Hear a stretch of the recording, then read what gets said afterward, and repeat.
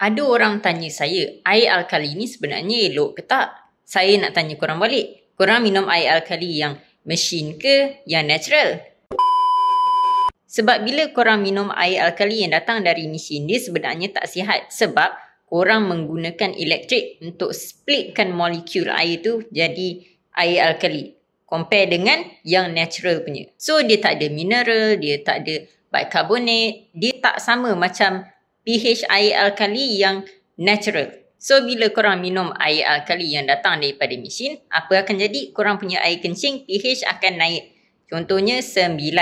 Itu memang tinggi sangat sebab naturally korang punya air kencing pH adalah 5. 5 ke 6 dia punya faktor dia 10 kali ganda. So korang bayangkanlah pH dari 5 ke 9 dah berapa kali ganda dah alkali tinggi sangat. So korang kalau nakkan air alkali yang natural, saya suggest air Uniwave Plus ni sebab filter yang ada dekat dalam dia penuh dengan batu-batu mineral yang organik, yang natural, yang membantu tukar pH air mineral tu jadi air alkali. So korang kalau berminat, dapatkan je dekat shop kita sekarang.